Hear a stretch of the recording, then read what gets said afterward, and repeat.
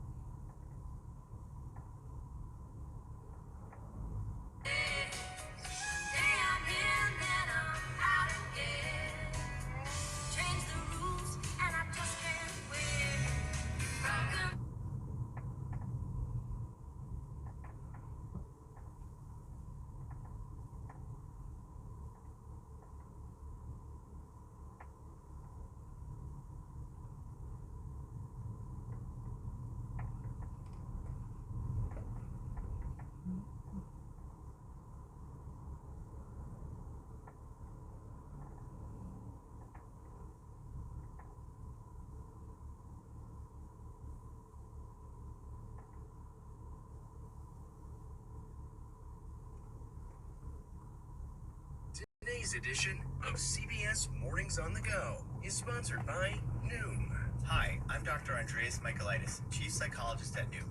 But what's Noom and why does Noom need a Chief Psychologist? Noom is a weight loss program that works, with results that last. Because we know that changing the way you eat starts with your mind. With Noom's proven psychology-backed tools, one-on-one coaching, and flexible plans that emphasize progress over perfection, you'll have the tools you need to change your relationship with food. So sign up at Noom.com now and lose the weight for good. That's NOM.com.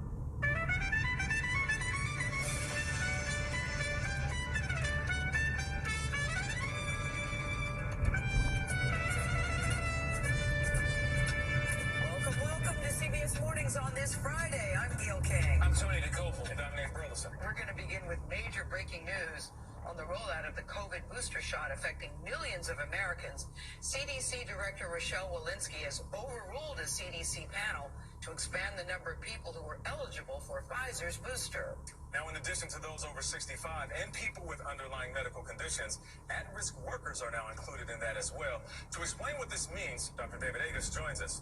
Good morning, Dr. David. So listen, what do you make of Dr. Walensky's decision to recommend the Pfizer booster for frontline workers and those with high exposure jobs to COVID? Nate, this is the right decision for the people of America, is that people putting themselves at risk in their job, people who have significant exposure need to be protected from the virus. And so she did the right thing. It's in line with what the FDA had recommended. So it's certainly not radical, but it makes sense, and I agree. All right, so can you explain who frontline workers are? Frontline workers are people who, in their occupation or where they live, are exposed to the virus. So that's healthcare workers, that's people working nursing homes, that's people who work in homeless shelters or people who live in homeless shelters. It's probably college students are in that environment and are exposed, or teachers who are exposed to unvaccinated regularly in schools. How unusual, David, is it for the CDC director to overrule the panel? A lot of chatter about that today. We are in uncharted territory. It is very unusual to overrule a panel, but it's also very unusual for the FDA and the CDC to recommend different things. It wasn't clear what would happen if they both recommended different things. Would the Secretary of the HHS have to intervene? We don't know. So I'm glad that they were aligned. I'm glad they told the American people that we are going to be aggressive in terms of protection, and we're going to do the right thing. Even though the data are not yet 100% complete, there is clear safety, and it works to lower the risk after exposed to the virus. A lot of jokes going around about people saying, I'm actually over 65. It's one of those rare times that people are exaggerating their age up. So how soon that people qualify for the booster shot, how soon can they actually get it?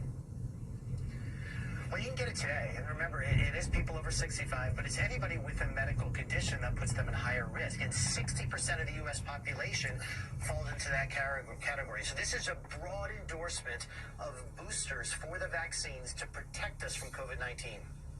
Now, right now, it's just for Pfizer. But what happens if you've gotten the Moderna or you've gotten the J&J shot? Do you think it's okay to mix the shot to get the booster?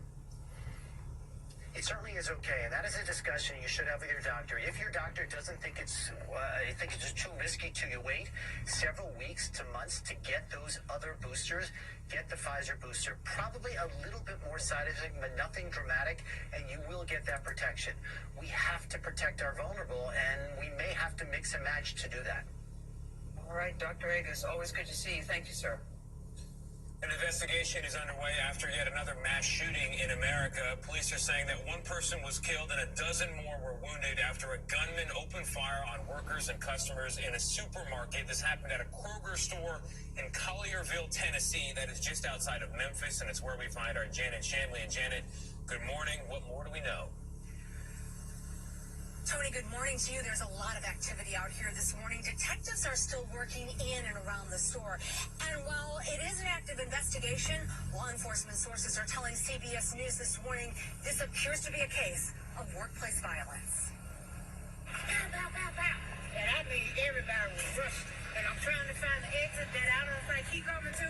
People inside this Collierville Kroger scrambled Thursday after the sound of gunshots. Cell phone video appears to capture a shot and the chaos unfolding at the grocery store. Maybe an active shooter. Police entered the Kroger about 4 minutes after the gunman opened fire.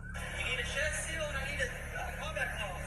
First responders triaged the wounded as customers and employees filed out with hands raised in the air. It's horrific. I've been involved in this for 34 years and I've never seen anything like it. Collierville Police Chief Dale Lane said inside, officers found 13 victims. Family identified Olivia King as the one who died in the shooting. She leaves behind 3 adult sons. Police found the alleged shooter near the back of the store, dead from what appeared to be a self-inflicted gunshot wound. We found people hiding in freezers and in locked offices. One of them was employee Nida Dickerson, who said as soon as she heard shots, she led customers and co-workers to a hiding spot in the back. And here he comes right behind us, starts shooting. And he kept on shooting. An unimaginable explosion of violence for this affluent Memphis suburb. You'll never think nothing like this right here happening in Collierville. You know what I'm saying? You'll look for it to happen in Memphis or somewhere in Chicago or something. You'll never look for it to happen like right here. 44 employees were in the store at the time. Kroger says it is offering them counseling services. And it was just a few months ago, the police chief says, that emergency crews here went through active shooter training, something he says allowed them to respond quickly and effectively. Gail. Janet, you ought to be able to go to the grocery store. This is such a very upsetting story. Thank you so much. The House committee investigating the assault on the Capitol launched the next stage of its inquiry last night. It intends to question some of the highest-ranking figures from the Trump administration. Weisha Zhang is at the White House with more on this story. Weisha, good morning to you. Good morning to you, Gail, and good morning to everybody. The Select Committee has announced subpoenas for 4 close allies of former President Trump. That includes former White House Chief of Staff Mark Meadows, Mr. Trump's former Deputy Chief of Staff for Communications Dan Scavino, Kash Patel, who is a former Defense Department official, and Steve Bannon, a close advisor to Mr. Trump. The panel believes these 4 have relevant information about the build-up to the insurrection and have asked that they produce documents and appear at depositions in October. The committee chairman wrote to Meadows that the panel has, quote, credible evidence of his involvement. And to Bannon, you were quoted as stating on January 5th, 2021, that all hell is going to break loose tomorrow. In a statement, the former president criticized what he called harassment subpoenas and vowed to fight them with executive privilege. Now, that is exactly what Trump did to block White House officials from testifying during his impeachment trial. But Congressman Adam Schiff, who is a member of the Select Committee, says he is hoping that this Justice Department enforces the subpoenas and issues criminal contempt charges if necessary. Tony? All right, Alicia, thank you very much. Sticking with politics for a moment, we have a major update this morning on the controversial Republican-backed review of ballots in the state of Arizona, all this related to the 2020 presidential campaign. CBS has obtained a draft report on the effort to recount just over 2 million votes in Maricopa County. That's the biggest county in Arizona. And our Ed O'Keefe has been following all of it. He joins us now from Washington. Ed, this has been very closely watched from both sides. Republicans saying it's an effort to reassure voters. Well, what have we learned, and are we reassured? Yeah, well, when Republican officials announced this review, Tony, it was criticized by election experts nationwide and some Arizona Republicans as a ploy to boost Donald Trump's claims of election fraud. Well, now the preliminary results are in, and Joe Biden actually expanded his lead over Trump in Arizona.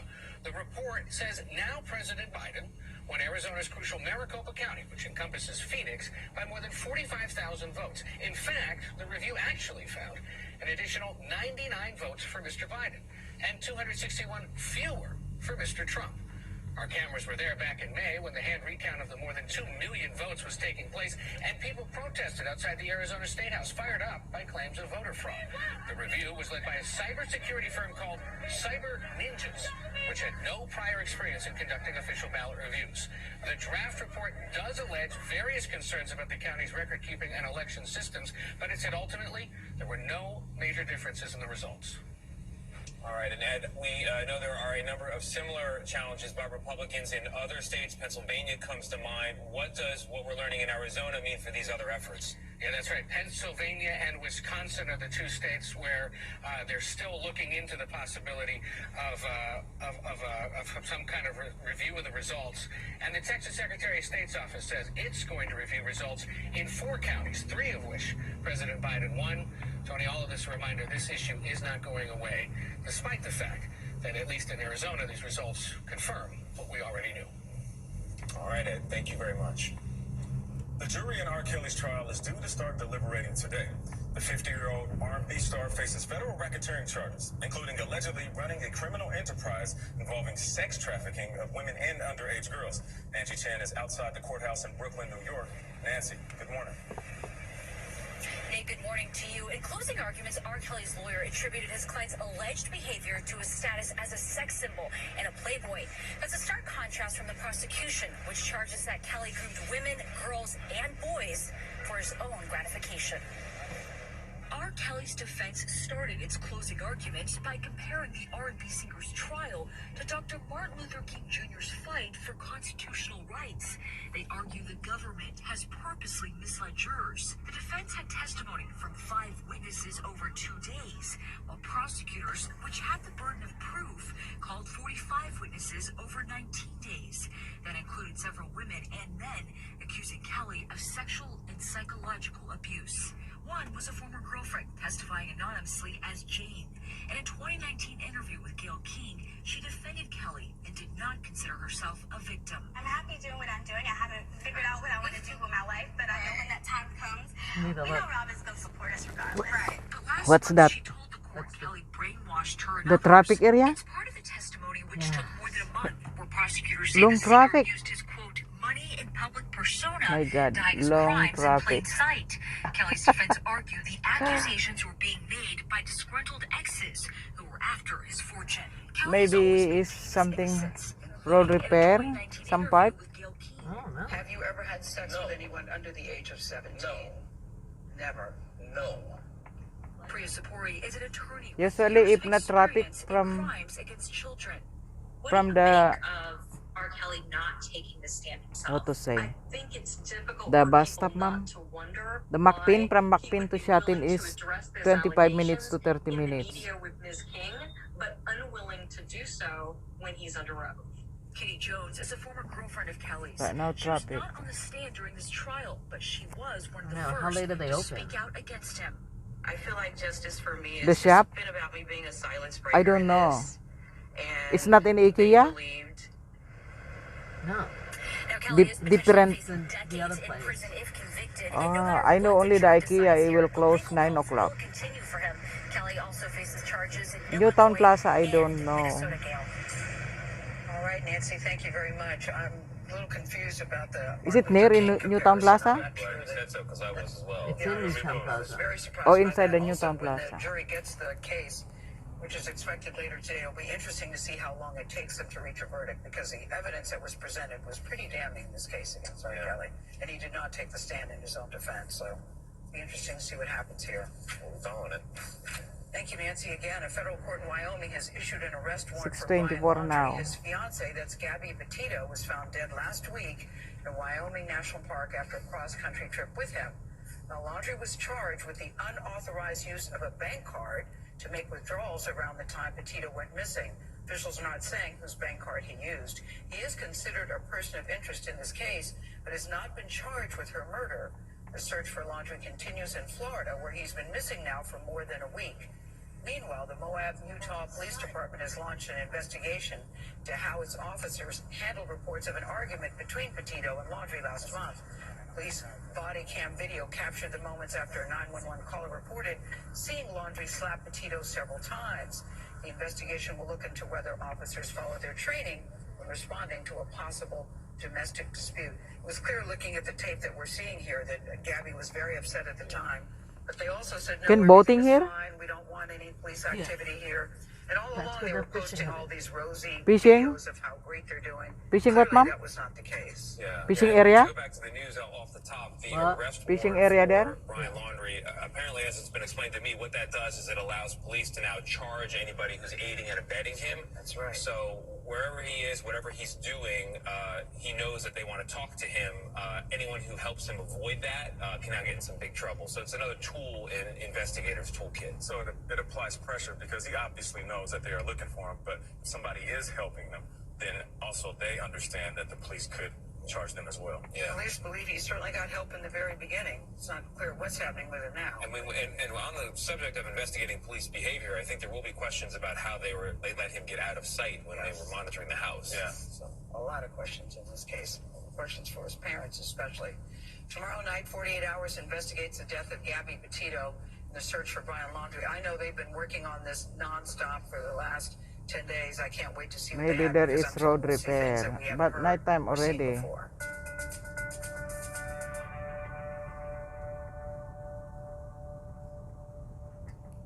This is The Takeout with Major Garrett. Ken Burns is our special guest. He has a new film out about Muhammad Ali. I think he may be the greatest athlete of all time. I think if Michelangelo was around today and about to sculpt David, he'd go, maybe I should do Muhammad Ali. Just a beautiful human specimen who's also funny, who's gregarious, who's passionate about life, and is an inspiration to this day. For more from this week's conversation, follow The Takeout with Major Garrett on Apple Podcasts or wherever you get your podcasts.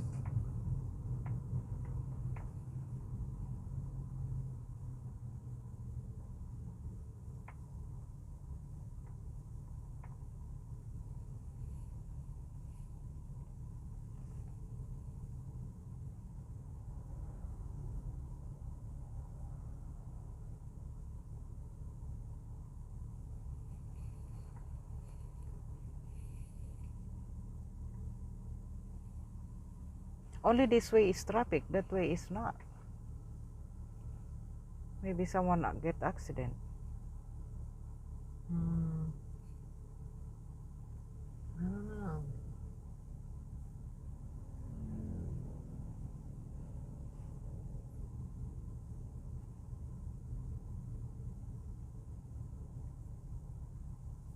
Usually this area is no traffic. Oh well. This ma'am, because many times I've been in Shatin, it's very fast. When I take the bus from Macpin, it takes 25 to 30 minutes.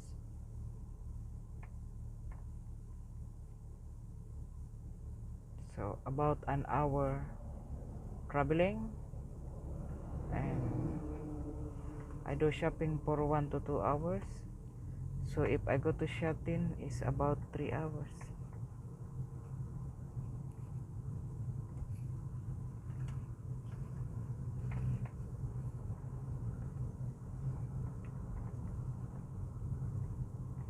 But now it's traffic. It's a long time.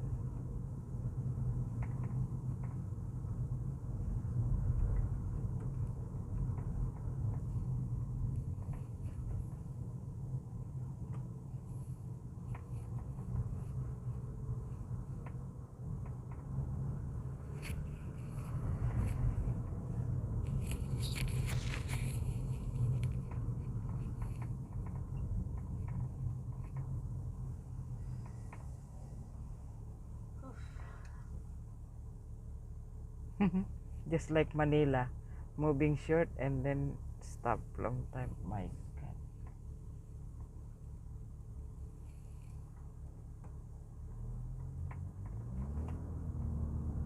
Today's edition of CBS Mornings on the Go is sponsored by Noom. Hi, I'm Dr. Andreas Michaelitis, Chief Psychologist at Noom. But what's new?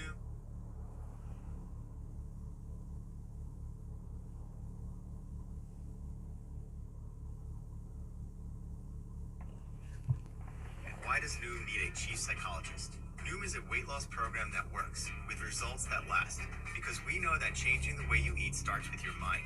With Noom's proven psychology-backed tools, one-on-one coaching, and flexible plans that emphasize progress over perfection, you'll have the tools you need to change your relationship with food. So sign up at Noom.com now and lose the weight for good. That's NOOM.com.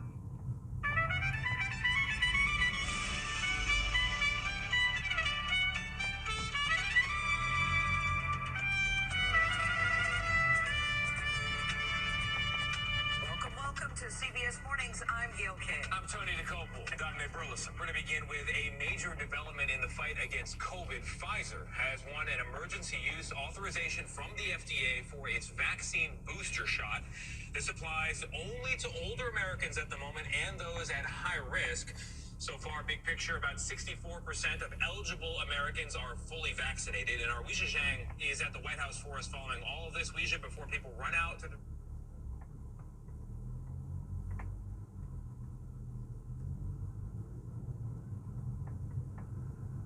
Live from NPR News in Washington, I'm Amy Held. Third dose Pfizer COVID-19 vaccinations are getting into the arms of older and otherwise vulnerable Americans at pharmacies, doctors' offices, and vaccination clinics. But amid mixed messaging, the rollout is facing some public confusion about exactly who qualifies. In San Antonio, Texas, hundreds of people lined up for their shot. Texas Public Radio's Joey Palacios has more from the county-run site. Eager third-dose recipients waited in line as long as 3 hours at Wonderland Mall in San Antonio Friday.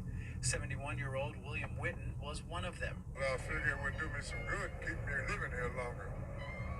I'm not planning on going nowhere no time soon. Earlier this week, an advisory panel recommended boosters for people 65 and older, as well as some vulnerable groups. On Friday, CDC Director Rochelle Walensky signed off on that plan, but also endorsed boosters for adults and jobs where COVID-19 risk is high, like healthcare workers and teachers. Boosters are available for Pfizer vaccine recipients only, 6 months after the second dose. I'm Joy Palacios in San Antonio. President Biden's domestic spending agenda faces near total GOP opposition, but even Democrats are at odds over how to proceed. NPR's Windsor Johnston reports Biden has been working with lawmakers to try to bridge the divide on the $3.5 trillion plan. Speaking at the White House on Friday, President Biden said he encouraged House Democrats to find common ground on a both bipartisan infrastructure bill and the larger spending and tax package that would advance his domestic agenda. One of the things that I think is important and I'm trying to get people to focus on, is what is it you like? What do you think we should, don't forget a number. What do you think we should be doing? Moderate Democrats say they're ready to vote on the bipartisan infrastructure bill, but the party's more left-leaning progressives are insisting that the larger spending plan be considered first, or at least at the same time. Windsor Johnston, NPR News, Washington. China has released 2 Canadian men accused of espionage in exchange for a Huawei executive detained by Ottawa, ending a near 3-year ordeal that sent U.S.-China relations plummeting. Beijing arrested the men after the U.S. asked Canada to detain Meng Wanzhou on suspicion she had defied Iranian sanctions. Meng expressed gratitude to the U.S. for deferring the charges against her. Over the past 3 years, my life has been turned upside down. It was disruptive time for me as a mother, a wife, and a company executive. But I believe every cloud has a silver lining. Meng heard there on CTV. It's NPR News. Former President Donald Trump holds a rally today at the fairgrounds in Perry, Georgia. He's under investigation in the state for possible crimes against millions of voters following his loss in the presidential election. The Fulton County District Attorney is looking into a phone call Trump held with the Georgia Secretary of State, in which he urged the Republican to find the votes to turn his loss into a win there. And in New York, an investigation into his family business practices is ramping up. A state court has ordered the Trump Organization to turn over internal documents by October 15th. The American team is entering the second day of the 43rd Ryder Cup men's golf competition with a 6-2 lead over their European opponents. Chuck Quirmbach of member station This is the way to go to the WWM fishing has hut. more on the event held near Yeah, Sheboygan, you're parking. Wisconsin. The U.S. rolled up Cannot its park in? largest first-day If you are lead since parking. 1975 Oh, if you're by not parking, you go outscoring Europe 3-1 earlier. in both the Friday morning and afternoon matches. The first team to 14.5 points wins the three-day competition. U.S. captain Steve Stricker says he now wants his players to avoid becoming complacent. It's just putting your head down again and going to work and trying to get your point and trying to play the best you can. European captain Padraig Harrington called Friday a tough day for his team, but says he hopes they can generate momentum by sinking more putts at the Whistling Straits golf course. For NPR News, I'm Chuck Quirmbach in Milwaukee. I'm Amy Held in Washington, and you're listening to NPR News.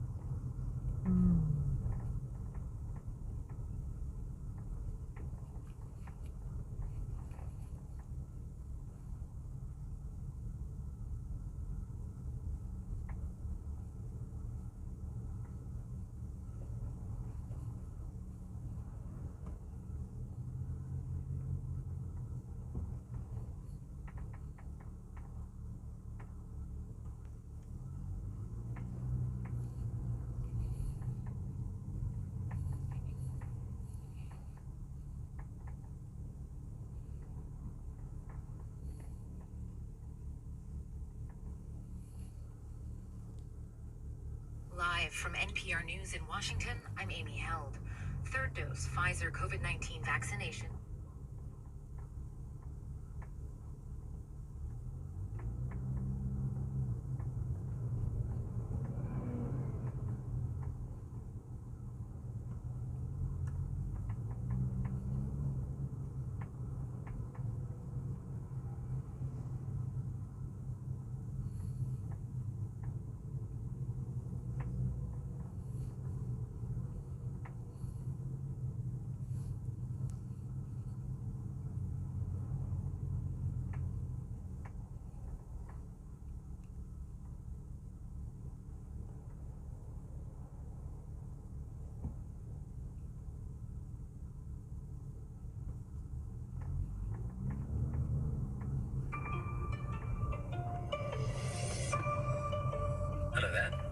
Chris Anderson.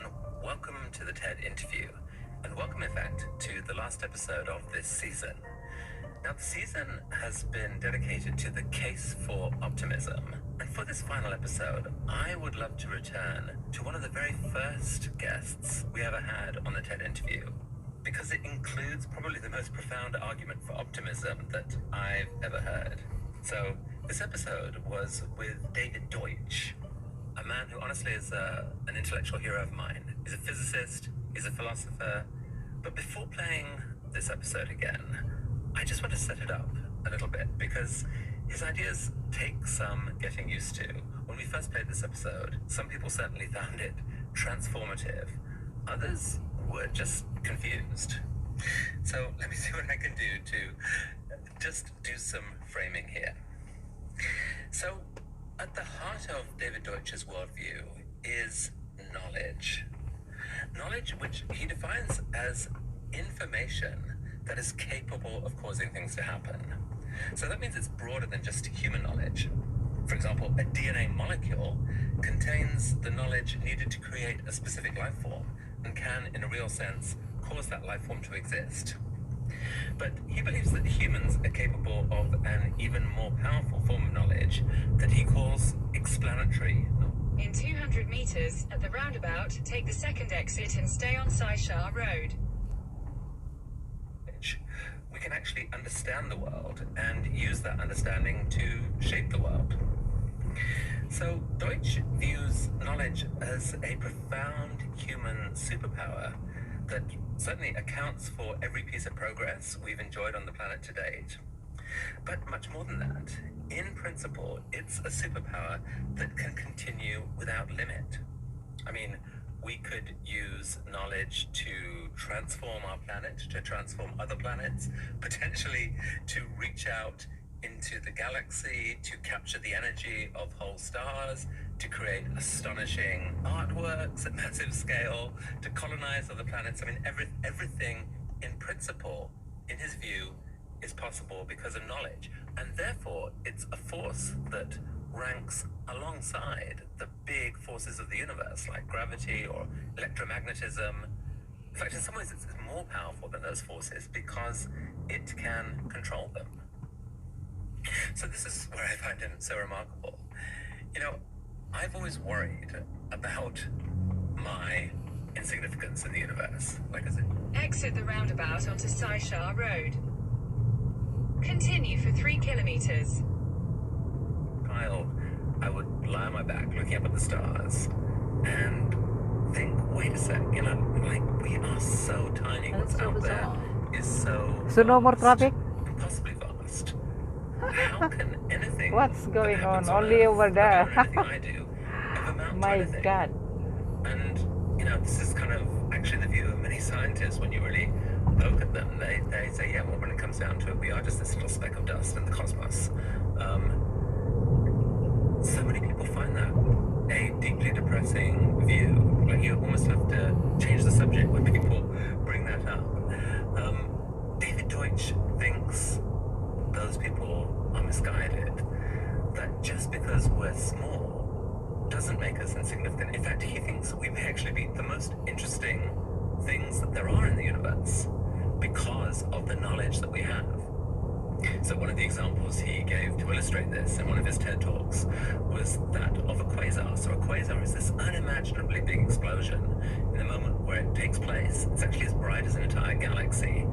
But Deutsch wants us to ask, what is more remarkable, that enormous thing, or that it can be completely simulated inside the mind of an astrophysicist hundreds of millions of light years away? Like, all of the physics that made that quasar happen can be understood and known and simulated and explained inside that physicist's mind. So, from Deutsch's point of view, it's that pattern of knowledge is every bit as significant as the actual thing itself. And so, if I knew what I knew today, I would say to my 14-year-old self, puzzled about insignificance, you know, actually, you're wrong. Significance doesn't. In 600 meters, keep right to stay on Shan Road. Size. It comes from explanatory power, and fundamentally this idea that we, despite the vastness of the universe, Keep right to stay on Shan Road. despite the vastness of the problems that we face on this planet, that we have this ability. In 800 meters, keep right at the fork. Follow signs for Sha Tin Central, Kowloon. To ask questions, to figure things out, to know things, and to use those to solve problems. Right there, that is the heart of the kind of optimism that I want. Keep right at the fork. Believe it. So, with that said, let's hear once again from the incomparable Continue on Route 2 for 1.5 kilometers. David Deutsch.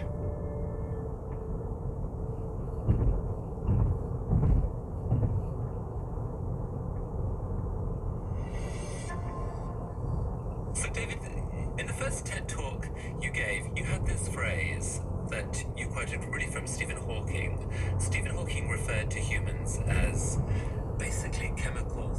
In 600 meters, keep right to stay on Tate's Cairn Highway, Route 2. On the surface of an obscure planet. And that's actually quite a common view of how science is thought of as treating humans. You know, we started thinking we were the center of everything, and then we gradually discovered that no, we're just a planet revolving around a star, and then that star is just one of 100 billion in a galaxy, and that galaxy is one of hundreds of billions of other galaxies, and goodness knows we become... Keep right to stay on Tate's Cairn Highway. See the mirror. very quickly completely insignificant. You, I think... Continue on Tate's Cairn Highway for 1.5 kilometers. Disagree with that characterization. Explain. I do. Why. And you're right, that's the prevailing view. Because that's the view that's kind of forced on us by a narrow conception of what science is. According to that view, you classify things in the universe in a sort of hierarchy of more massive and powerful versus... In 800 meters, use the left 2 lanes to take exit 5 towards Kowloon CW Airport. Less massive and so on. And so we're used to the fact that the big objects like the supermassive black holes in the center of a galaxy affect a star, can rip a star to pieces, but the star being ripped to pieces hardly affects the sun. Use the left 2 lanes to take exit 5. Massive black hole. And it's the same with the... Continue for 1.5 kilometers. Sun and the solar system, you know, the sun affects the Earth, but the Earth barely affects the sun, and so on. But the funny thing is, on Earth, on the surface of the Earth, everything's the other way around. Everywhere you look, you see the effects of life on Earth. And life, every living thing that you see... In 600 meters, take the Sha Tin Wai Road exit toward Kowloon W. Is the result of the action of a single molecule, or 2 molecules or something, depending on what kind of organism it is. So this submicroscopic entity commands vast resources. Now, take the Sha Tin Wai Road exit, then merge onto Sha Tin Wai Road. Humans take this to a wholly different level, where we are capable of becoming cosmically significant, not just dominating the surface of a planet, but dominating the galaxy and further out. Well, how so? You mean by kind of Star Trek like exploration or something else? Yes, Star Trek, or rather colonization. It's what we do. Humans Continue for 1 kilometer. Evolved, unlike all other existing organisms, to find new environments which are initially lethal to them, and to change the environment such that they can live comfortably there. Here I am sitting in Oxford, and if it weren't for technology, I would die within hours, because without clothes, without shelter, without medical attention, without sources of food from far away, I would be very hard put to it to forage. And the territory here supported only a tiny number of people in the early days of our species, whereas now it supports tens of millions. And so the difference between your survival and otherwise is human knowledge turned into technology which has built, the house, the central heating, the clothes, and so forth that keep you alive. Yes, fundamentally it's knowledge. And I mean, when you talk about, like that humans can have indefinite impact on the universe through Star Trek-like expansion out, like at first glance, a lot of people listening to that will say, well, already that's sounding a little silly, that's science fiction anyway, and how can that possibly mean much? But your whole second book, this idea of the beginning of infinity, is arguing that knowledge in principle has infinite reach, and therefore if you don't include that in your worldview, you are missing out on something fundamentally important. So talk a bit more about how we could think of that reach of knowledge. Perhaps it's more illuminating to think of this the other way around. So suppose there were some extraterrestrial beings, intelligent beings, looking around at the stars from, let's say, 100 light years away or something in the galaxy, and they would see various stars, and they might use astrophysics to predict what these stars will do. But on Earth, they would detect something. For example, in 500 meters, use the left 2 lanes to turn left onto UN Woe Road. The fact that there's oxygen in the atmosphere, which tells them that there's life here. And then they would detect, if they kept watching the Earth for a while, I mean, I'm kind of imagining them with technology similar to ours. They could detect more if they had better technology. But if they watched the Earth for a couple of decades, they would see that the mean temperature of the planet is changing faster than it possibly could. Only artificial intervention can change the temperature of the Earth as fast as it has been changing. This is inexplicable without the presence of intelligent beings. And if they then ask themselves, well, this influence, the influence...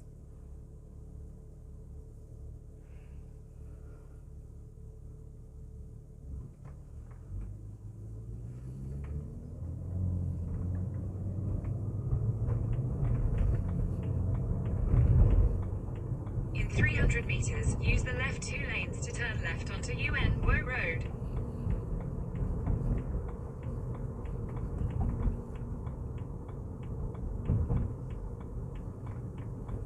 Use the left 2 lanes to turn left onto UN Woe Road.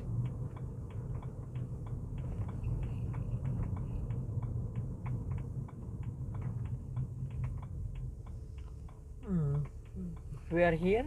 Almost. Certain rural community road.